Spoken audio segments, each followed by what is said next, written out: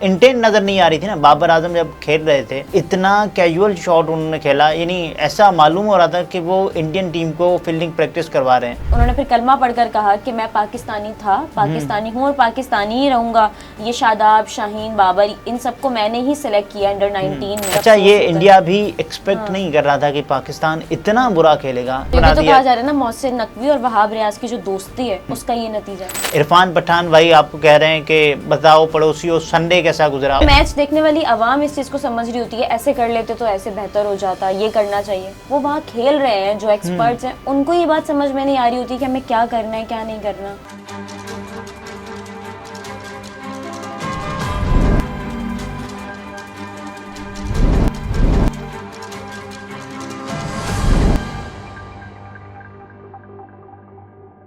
अस्सलामुअलैकुम, मैं हूं निमरा सुहेल, आप देख रहे हैं अलग न्यूज़। अब्दुल सत्तार हमारे साथ हैं। मैं गद्दार नहीं हूं, साबिक क्रिकेटर बासित अली कलमा पढ़कर रोने लगे। और ऐसा क्यों उन्होंने कहा कि मैं गद्दार नहीं हूं, हम पर इल्ज़ाम लगाया जाता है, इस पर बात करेंगे। और दूसरी जानिब मोहसिन नकवी साहब शदीद तनकीद के ज़द में आ चुके हैं, उन पर भी शदीद तनकीद की जा रही है जब से कल पाकिस्तान मैच हारा है उसके बाद। बात करेंगे इस सब पर, लेकिन उससे पहले आपसे रिक्वेस्ट है कि चैनल को सब्सक्राइब करें, शेयर करें और बेल आइकन को प्रेस कर दें। देखिए, ये दूसरा मैच था और पाकिस्तान T20 वर्ल्ड कप 2024 से तकरीबन आउट हो चुका है और अब कोई मौजज़ा ही पाकिस्तान की टीम को वापस ला सकता है सुपर 8 की दौड़ में। पर ही रह जाते हैं कि कोई मौजज़ा हो जाएगा तो देखें, शायद अब ऐसा हो वो जाएगा। अगर मगर की कहानी है कि अगर वो उससे जीते वो उससे हारे, फिर ये होगा। ये हिसाब पक्का हो गया है पाकिस्तानियों का हमेशा से। अब ये बहुत तंग आ चुके हैं ना, पाकिस्तानी कौम भी तंग आ चुकी है। अब तो क्रिकेट बोर्ड के चेयरमैन ने यहाँ तक कह दिया है कि पाकिस्तान टीम को कोई हल्की फुल्की सर्जरी से काम नहीं चलने वाला है, इसकी कोई पक्की वाली सर्जरी करनी पड़ेगी, तब ही पाकिस्तान क्रिकेट टीम का जो है वो जो परफॉर्मेंस है वो ठिकाने पर आएगी। सो देखें, पाकिस्तान क्रिकेट टीम जैसे हारी है ना, यानी इतने भोंडे तरीके से हारी है, उसके बाद तो अब तनकीद करना बनती भी है ना। वही मोहसिन नकवी साहब जो एक मैच पहले ये कह रहे थे कि एक महीने तक तनकीद ना करें, तो उन्होंने खुद अगर ये कह दिया है कि सर्जरी की ज़रूरत है, कौमी टीम को बड़ी सर्जरी की ज़रूरत है। सो बड़ी सर्जरी की ज़रूरत, इसका मतलब क्या हो सकता है कि खिलाड़ियों की छांटी होगी और उसके अलावा बहुत सारे नए खिलाड़ी हैं। उन्होंने खुद भी उन्होंने कहा है कि नए टैलेंट को भी मौका दिया जाएगा, नए खिलाड़ी हैं वो आएंगे। सो क्या सिर्फ यही मसला है कि नए खिलाड़ियों को मौका दिया जाएगा और पाकिस्तानी टीम बन जाएगी? ऐसा नहीं है ना, मसला आपके पूरे क्रिकेटिंग के निज़ाम पे है। जो आप खिलाड़ी सिलेक्ट करते हैं उनके खिलाड़ी के सिलेक्ट होने के मयार का मामला है। एक मैच में कोई PSL में परफॉर्म करता है, उसको आप नेशनल खिला देते हैं और उसके बाद फिर तनकीद होना बनती है ना कि पाकिस्तान क्रिकेट टीम का पाकिस्तान खेलना इतना आसान हो गया। भारत में देखें, मुसलसल कोई परफॉर्म कर रहा होता है उसके बाद उसको टीम में लिया जाता है। सो इस मैच में भी यही हुआ। हमने देखा कि इंडिया ने 119 बनाए और पाकिस्तान को 120 रन का हदफ था, यानी एक गेंद पर एक रन आप बनाएं और 120 गेंदों पर सुकून से आप जीतें और कोई ज़रूरत ही नहीं थी। लेकिन इन्होंने इसको भी थका कर, यानी अपने आप को डॉट गेंदें खेली और उसके बाद पाकिस्तान बिलाखिर हार गया। इंटेंट नज़र नहीं आ रही थी ना। बाबर आजम जब खेल रहे थे सो इतना कैजुअल शॉट उन्होंने खेला, यानी ऐसा मालूम हो रहा था कि वो इंडियन टीम को फील्डिंग प्रैक्टिस करवा रहे हैं। सो इतनी आसानी के साथ उन्होंने कैच दिया और कॉस्मेटिक शॉट खेलने के चक्कर में बाबर आजम साहब आउट हो गए। और उसके बाद हमने देखा कि मोहम्मद रिजवान साहब जो कि सेट बैट्समैन थे और वो अगर चाहते तो यानी टीम को आगे लेकर जा सकते थे, लेकिन उन्होंने क्रॉस हिट मारी जिसकी कोई ज़रूरत ही नहीं थी। सीधा आप खेलते शायद सीधा आप छक्का मार सकते थे, लेकिन नहीं, आउट हो गए और इंटेंट नज़र ही नहीं आई ना। अच्छा, मैच देखने वाली आवाम इस चीज़ को समझ रही होती है, ऐसे कर लेते तो ऐसे बेहतर हो जाता, ये करना चाहिए। वो वहाँ खेल रहे हैं जो एक्सपर्ट्स हैं, उनको ये बात समझ में नहीं आ रही होती कि हमें क्या करना है क्या नहीं करना। देखें, इस बात का अंदाज़ा आप ऐसे लगा सकती हैं कि जो नसीम शाह जब आखिर में आए तब उन्होंने कुछ इंटेंट उनके अंदर उनकी थी, बहुत तारीफ भी की जा रही है नसीम शाह की, क्योंकि उन्होंने अच्छी बॉलिंग की और उसके बाद जब ज़रूरत थी हिटें मारने की कोशिश की, उन्होंने कम से कम कोशिश तो की ना, और एक दो हिटें लगाने में कामयाब भी हो गए। वहाँ जो खिलाड़ी थे जिसमें इमाद वसीम साहब, जो कि अक्सर रोनार होते हैं कि उनके साथ ज़्यादती होती है और यारियाँ निभाई जाती हैं, तो वो जब आए और ज़रूरत थी पाकिस्तान क्रिकेट टीम को इतना उन्होंने स्लो कर दिया, इतना स्लो कर दिया, आखिर के 4-5 ओवर्स में पाकिस्तान ने अपने ऊपर डेलिबरेटली ऐसा मालूम हो रहा था कि प्रेशर खुद पे ले लिया है और उसके बाद पाकिस्तान हार रहा है। हालांकि बिल्कुल भी अच्छा ऐसा मैच नहीं था कि आपको प्रेशर लेना पड़ता, बहुत देखिए आसानी से आप ये खेल हमने सकते थे। इंडिया की टीम को तारीख में पहली मर्तबा उनके यानी ये पाकिस्तान ने जी। लोएस्ट टोटल पर आउट किया है, यानी ये पहली मर्तबा ऑल आउट किया है T20 में पाकिस्तान ने इंडिया चले को। पाकिस्तानियों को इस बात की तो खुशी है कम से कम। ये खुशी है और बस यही खुशी रह गई है। और उसके बाद कल ज़ाहिर है, मैच मैं हारने के बाद सहाफियों से गुफ्तगू करते हुए मोहसिन नकवी ने कहा कि आज की शिकस्त हर लिहाज से मायूस कुन थी। पाकिस्तानी क्रिकेट इस वक्त अपनी सबसे कम दर्जा की परफॉर्मेंस पर है। उन्होंने कहा कि लगता था कि क्रिकेट टीम का छोटी सर्जरी से काम चल जाएगा, लेकिन आज की इंतहाई खराब कारकर्दगी के बाद यकीन हो गया है कि टीम में बड़ी सर्जरी की ज़रूरत है। उनका मजीद कहना था कि कौम जल्द बड़ी सर्जरी होती हुई देखेगी। हमारा सबसे बड़ा चैलेंज टीम की कारकर्दगी को बेहतर बनाना है। हमें चैंपियंस ट्रॉफी के लिए टीम तैयार करनी है और अब वक्त आ गया है कि बाहर बैठा नए टैलेंट जो है उसको भी मौका दिया जाए। और उन्होंने कहा कि पाकिस्तानी क्रिकेट टीम को दुनिया की एक बेहतरीन टीम बनाना है। अच्छी तरह मालूम है कि टीम में क्या चल रहा था और हारने की वजूहात क्या है। अच्छा, ये जानते हैं मोहसिन नकवी साहब।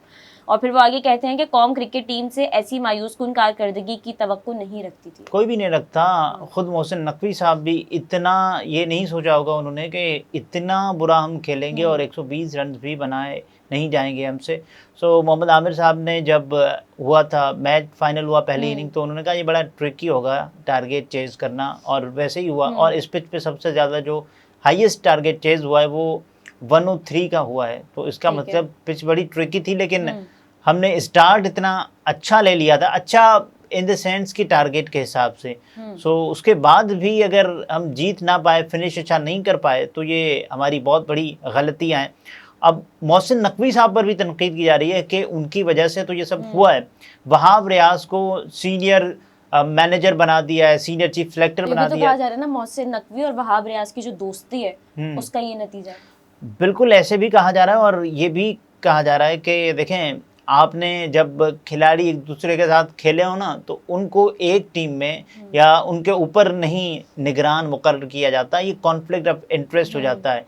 सो उसके बाद फिर ये होता है कि वो अपने बंदे सेलेक्ट करते हैं और ऐसे में मुल्क का बेड़ा गर्क हो जाता है, टीम का बेड़ा गर्क हो जाता है। और उसके बाद देखें, तमाम तर लोग अफसरदा हैं, यानी अब लोगों को क्रिकेट से नफरत होना शुरू हो गई है, क्योंकि क्रिकेट तो एक खेल है, लेकिन इन्होंने उस खेल को न जाने क्या बना दिया है। क्रिकेट, ये जो हमारा खेल है क्रिकेट, उसके साथ तो पूरी पाकिस्तान की एक जो है ना जज्बाती वाबस्तगी भी है। लोग इतने शौक से और दिल से देख रहे होते हैं, खासतौर पर पाकिस्तान इंडिया का मैच तो कितने क्रेज से लोग देखते हैं। और उसके बाद जब सबके दिल टूटते हैं तो वो जाहिर सी बात है फिर। अच्छा, ये इंडिया भी एक्सपेक्ट नहीं कर रहा था कि पाकिस्तान इतना बुरा खेलेगा। हालांकि बॉलर्स ने बहुत अच्छा परफॉर्म किया और इंडिया की इतनी एक्सपीरियंस्ड लाइनअप को 119 पे बुक करना बहुत अच्छी बात है, बहुत बड़ी बात है। सो बॉलर्स ने अपनी हिम्मत दिखाई, लेकिन जो पाकिस्तानी बैटर्स हैं, आप बाबर देख लें, उनके अलावा आप रिजवान देख लें, इफ्तिखार देख लें, कोई भी यानी हिट मारने के चक्कर में यानी वो रोक कर अपने ऊपर प्रेशर, और उसके बाद फिर यानी अननेसेसरी शॉट खेल के आउट हो गए। कोई परफॉर्मेंस अच्छी नहीं थी, बिल्कुल नहीं थी, इसमें तो कोई शक ही नहीं है ना। कि साबिक क्रिकेटर जो हैं वो बासित अली साहब, उन्होंने भी एक जो है कल बयान दिया है हर लम्हा पुरजोश में। देखिए, बासित अली साहब ने ये कहा है और वो बड़े अफसरदा हैं, आप दीदा हो गए, रो पड़े, उनकी आंखों से आंसू निकल आए। उन्होंने कहा कि जो भी इनके खिलाफ बोलता है, यानी इन पर तनकीद करता है, तनकीद करना क्या जुर्म बन गया है कि गद्दार बना दिया जाता है हर किसी को। किसी पर यानी आप तनकीद करें, आप एक हद को क्रॉस ना करें, आप तज़हीक किसी की भी ना करें, लेकिन तनकीद तो आप कर सकते हैं। इतनी बुरी परफॉर्मेंस के बाद भी अगर आपको कोई तनकीद ना करे, आप यूएसए से हार जाएं और आप ऐसी टीम से हार जाएं, आप आयरलैंड से हार जाएं, इससे पहले आप जिम्बाब्वे से हारे हुए हैं और उसके अलावा अफगानिस्तान से हारे हुए हैं, बांग्लादेश ने आपको हराया।